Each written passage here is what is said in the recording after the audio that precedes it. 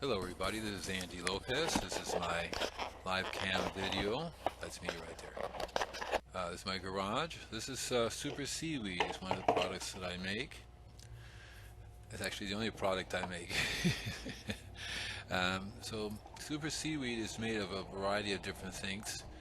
I started in the 6th grade making it myself, and over the years I've gotten really good at it. And it's a biodynamic formula. I studied biodynamics and permaculture, all those things, and came up. So as I know more, I learned more what to do with it. This mixture has been, it takes 30 days to 60 days to make. This batch right here is done.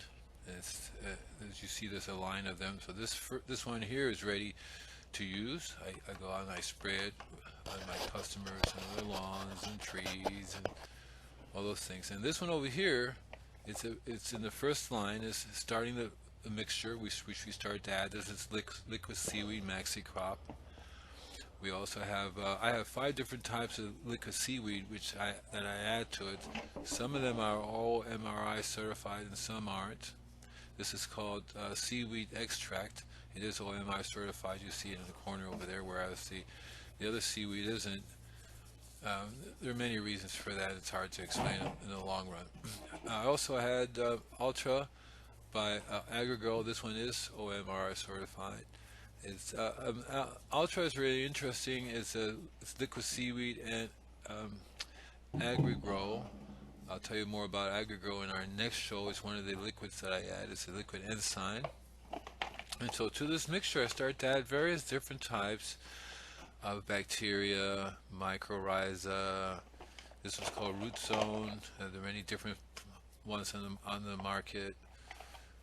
It has a variety of different fungi in it, along with other bacteria as well. So this one over here is called endo. So it's basically endo and ectomycorrhiza.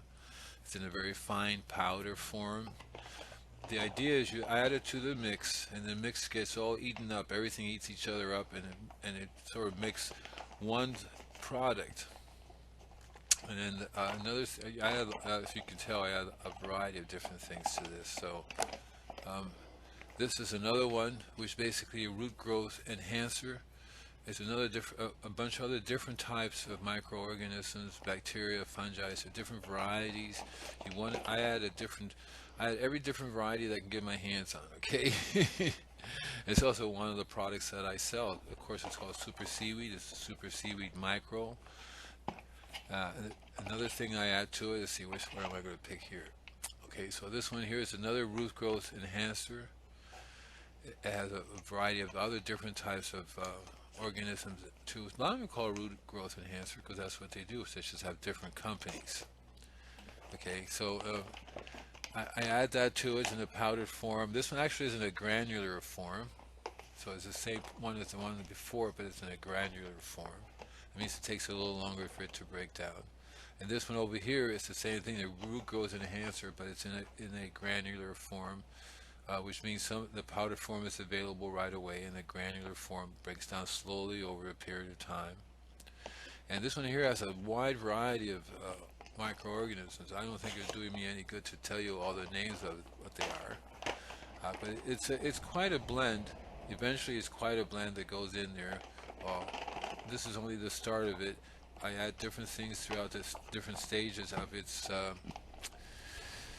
inoculation, its growth, whatever. It takes about, like I said, 30 to 60 days, sometimes 90 days. This one's called azoles, is another special type of mycorrhiza blend. It's really very cool product. So I take that, and you can't see the names of them, but it's a very long series of names of different microorganisms which work really, really well to enhance root growth. It's also great to do as a foliar spray, because as a foliar spray, that's one of the things that's the advantage of the spraying. I also do deep root feedings, getting into the ground, getting into the roots. After all, this is a root enhancer. So I add that to my mixture, there you go. You can see now I'm adding that there. The amount varies, but basically I end up adding a cup. This particular one I use a lot of, so I use the whole product in that one particular batch. And let's see, what else am I going to use? Let's see. So this over here is another interesting product. It's really a microorganism in minerals. And that's what it has. And a bunch of other different microorganisms, along with a bunch of different types sources of mineral, all organic and OMRI certified. Wonderful product. So I add that to it. So I'll take that and I'll add a certain amount to that of it. Not the whole thing because it won't fit in there. You don't really need a whole lot. And remember, this basically, once it gets made, there's a mixture that's left in there, and that's used in the next batch. So there we go. Add some of that to it. Now let's see, what else can I add to it? I have some, what's in here? Oh, look, there it is. Super Thrive. Super Thrive comes from the Vitamin Institute, and it's vitamin B1. B1. And vitamin B1 is not organic or natural, it's man-made. And that's one of the reasons why some of these other products are not certified OMRI, because they have vitamin B1 in it. I like vitamin B1. If it's good for the humans, it's good for us. This one over here, speaking of good for humans, good for us, this is called Crop Booster. This is a product that I've been using myself, not this particular product, even though it's actually the same thing. This is called Crop Booster. But basically, I have a mineral supplement that I've been taking for quite a long time. My wife and I learned about minerals for plants, and this is it right here. This is a pineapple flavor, and it's minerals. Really cool source of organic sources of minerals, natural sources of minerals. They're dug up out of the earth and then blended together, run through, pasteurized, made into a interesting liquid. And maybe I'll have them on the show someday. And I've been doing that myself, and I realized a long time ago that the plants love it. So my wife and I take this as a mineral source because it gets absorbed into our bodies. It's a really good source of minerals. I take different sources of minerals because it's important to have, your body needs minerals just as the soil needs, plants need mineral. I have a show now called The Garden and the Body, and we talk about the relationship between the two. I'm going to take a sip of this stuff because it's my mineral time now. And like I said, I've been doing this stuff for maybe, I don't know, 10 years, 15 years now, 20 years. It's hard to say how long it takes. I usually do about a capful a day. There you go. I'm going to drink it. Oh, yeah. Mm. There you go. Okay. Oh, a little more. Another sip. And then so I'm going to put the whole quart in there. That would provide all the different other trace forms of trace minerals are already available. And then I'm going to mix it all up, and then it's going to cook. By the time it gets to that first one over there, it's going to be 2 or 3 months down the road. And everything will have just dissolved into each other, and the minerals will be available in a soluble form. Let's see, what else am I going to take from here? Is there anything? No. Okay, so I'm going to go ahead and stir all this up. You want it to all dissolve in there, and even then it's going to take a while. There's no heat involved. The bacteria go to work. It has to be kept in a cool place, and you just dissolve it all in there, stir it all up, get it dissolved. And you see how many there are? 1, 2, 3, 4, 5 containers. Each container, when I'm done, gets moved along. By the time it gets to the end, this stuff is done. And that's called Superseaweed. I invented it in the 6th grade, doing the very thing I'm doing now. Only difference is I probably didn't have access to all those many different things. I started off with seaweed, liquid seaweed.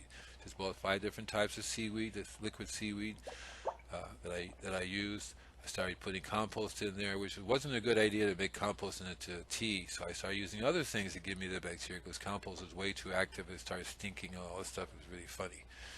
So I've been doing this for 38 years now. And yeah, this stuff is expensive because all these things cost. This is just the beginning of it. This is just a few things that went in there. But each time I go through each one and I add different things to it. So by the time it gets to the end, it has a wide blend of liquids and minerals and bacteria. And I have a few more things that I'm going to show you. And some things I can't show you because it's proprietary. You don't want to know. I want you to know. I might let you know. I should let you know what some of these are. And of course, I'll tell you what they are. And so this gets put the top back on there. Oh yeah, so this over here is rock dust. This is azomite. It's called azomite. It's in a powdered form. So I take about a cup of rock dust and I add it to this stuff. So I stir in the rock dust. Ooh, I sound like Julia Childs. I'll take a little bit of rock dust and we're going to stir it right up. So the rock dust. So this particular one is Azomite is one of my favorites. I have 5 different types of rock dust, which I eventually add throughout the process. Okay, and I would tell you what they are as we use them, so you'll know what they are. But you should get rock dust from your local sources. Also, look it up online. There are many different forms of rock dust. Each has different minerals um, into them. So this azomite, it's a nice blend. Uh, it has a wide range of minerals.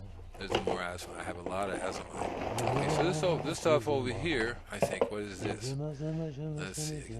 Get my there it is. Get that over. Okay, so this is called calphos, and it's a naturally mined source of calcium and phosphorus. Very, very important. So I take a cup of that. That's it. Take a cup, a good cup. Put the top back on again. Pour that in there. That's it. Pour it in there. What am I looking at? Okay. There you go. Oh, tap, tap, tap. Okay, get my little shovel and stir away, stir it in there. So as I said, it takes about 2 months for it to all blend in together and sort of form into a nice liquid. It's nice liquid concentrate. The super seaweed, this stuff here is really, you can use it like 1 drop in a gallon. But people really don't know how to do that, so I tell them a tablespoon in a gallon. It's fine, but eventually you can put a drop in a gallon. It will work fine over a period of time because you're doing maintenance. It depends if you first start to spray a plant, and you know plant's sick, so you want to increase the mineral activity, availability to the plant. You spray a tablespoon. If you do it on maintenance, because you want to do it every time you water, put a drop in a gallon per gallon of this stuff in, and your plants will be fine. It depends on other things too. Fruit trees. You learn to get lawns. You learn roses. You learn to give different things. I have different types of super seaweed here. This is called Superseaweed Micro.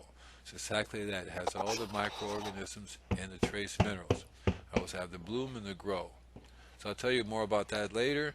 So thank you very much for watching the show. If you have any questions, you can send it to Andy@invisiblegardener.com. By the way, that's the website, invisiblegardener.com. Well, I gotta go. Bye.